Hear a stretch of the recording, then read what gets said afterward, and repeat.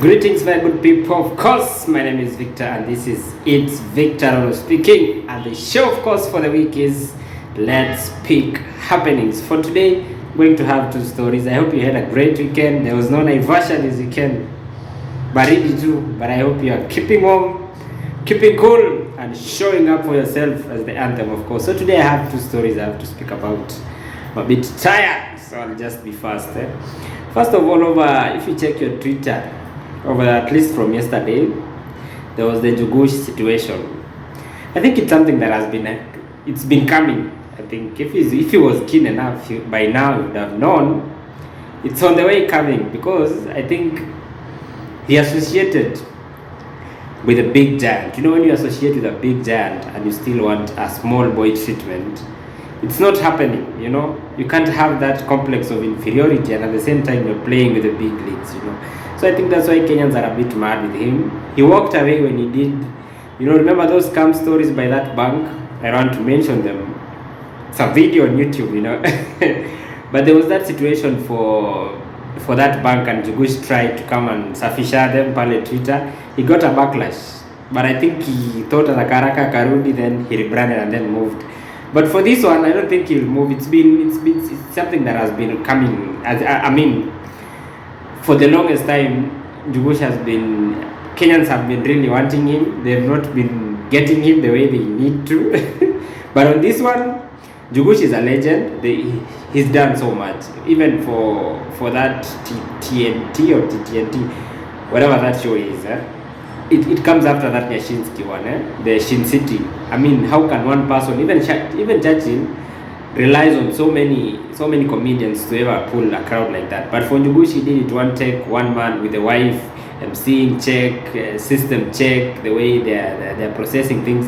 I think for stand-up is done so well. But I think he still has that small boy mentality whereby anataka huruma and is associating with the big fish.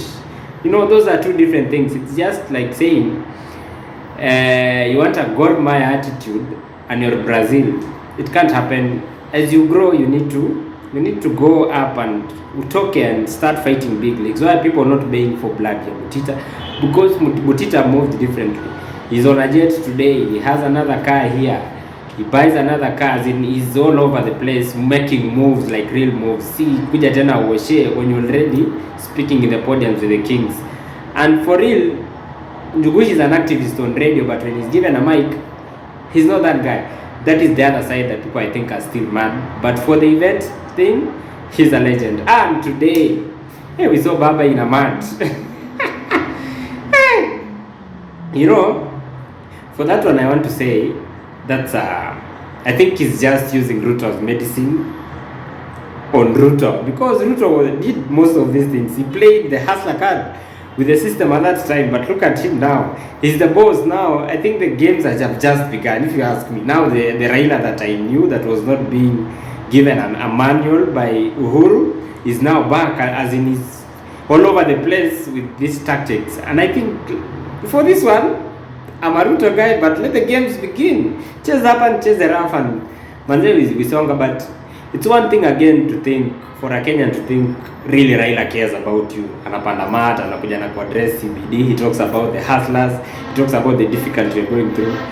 It will be a lie if I tell you that guy is fighting for the common mwananchi. These are interests. These are people in loggerheads. They're just trying to negotiate for their way out. You know, for the presidency, it's too far-fetched, because I think the game he began is late. Had he started this game before the 2022 elections, probably he would have earned a lot of mileage. Because if you realize they missed out on each other for about 200k votes, so that's not much. It was easy to come back to the streets and mobilize people. But now he's coming when it's too late, when the other guy is already in the house. It's a difficult job to get him out of that place, judging that he beat at least three families to get there. But for the fact that he's bringing this hustler mentality, it will be a run.